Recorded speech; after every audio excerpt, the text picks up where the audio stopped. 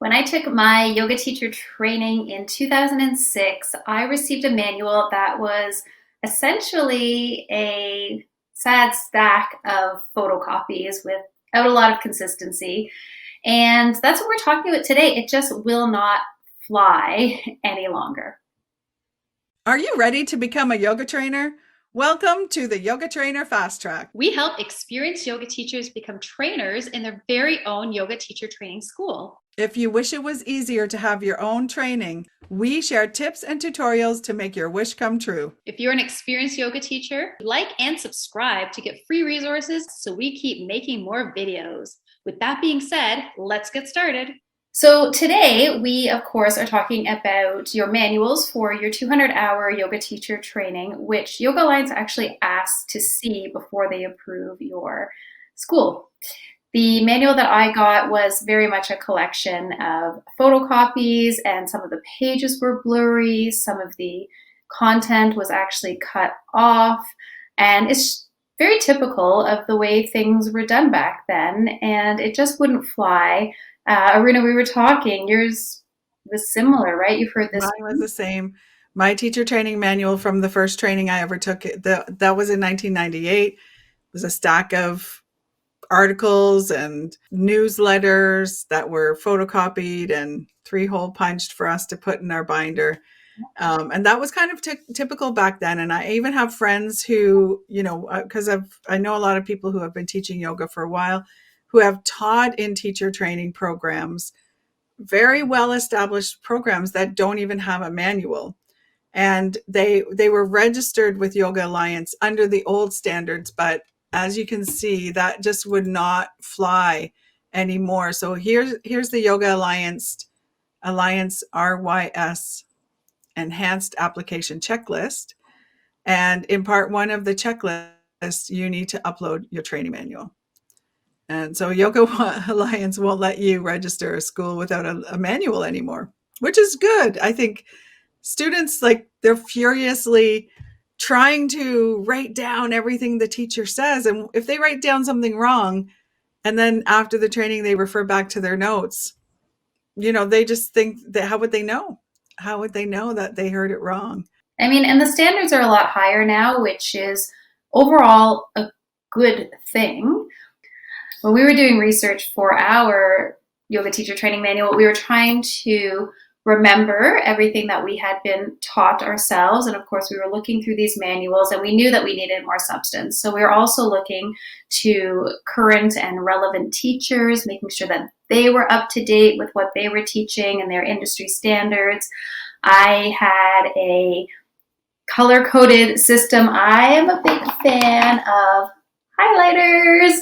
I even have this fancy thing that wraps around my book to hold my highlighter. It's a bookmark and a highlighter in one, so that's what I'm reading at the moment. But we really wanted to make sure that we stayed organized with our information because we had a lot of information coming from a lot of different sources and everything needs to be referenced. So you want to make sure that when you go back to try to create a cohesive manual and you're referencing, from your brain and from your teacher training and from texts, that everything aligns. So I really love highlighters. And as you know, we also love Post-it notes. We have a video that we can link to where we were trying to sort out our curriculum using the Post-it note method. That really helps because you're tying in your manual to your delivery of the training. So just jumping back to this application checklist, the training manual is the first part of part 1. And then the second part of part 1 is they want to know that you've planned out the training. So all 200 hours have been scheduled out and you know how you're going to deliver the training. So the application process is a lot more stringent with Yoga Alliance.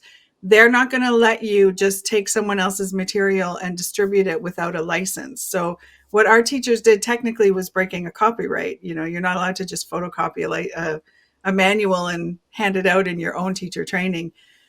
You also need to license your images and you need to make sure that you've paid proper dues if you're quoting someone. So that second pass we did through our manual, the first one, we just collected all our notes. Second pass, we started formulating it into a plan. And then we started looking at our delivery and we started adding worksheets. And then the third pass, or the final pass, really was probably the 100th pass. We didn't, till the very end, add the table of contents or worry about the table of contents, because we were still moving things around and getting the right order for the training based on the delivery, not just what we wanted to include in the training. So there was a lot of figuring out going on there. There is a lot of figuring out, but this is how you get a very professional manual that is easy to teach and your students can understand. We want it to be comprehensive so that when they go back to reference their notes, there's a consistent theme. Information is easy to find. So it is a lot of preparation up front. But number one, it's necessary because you want to be successful in your teacher training. And number two, if you are registering with Yoga Alliance, it is mandatory. And they do definitely want to see your manual, see the theme, see the layout. So there are a lot of things to consider. You can't just be a yoga teacher and teach a training anymore. You need to definitely put on your business hat and get professional. So we wanted to share that information with you. Again, Yoga Alliance does ask for it, so get prepared. First thing on the application is going to be your manual. So have fun starting with that. And of course, if you need help, that's what we do. Mm-hmm. Yeah, well, we should link to that other video we did about buying a program versus writing your own program too. Mm-hmm.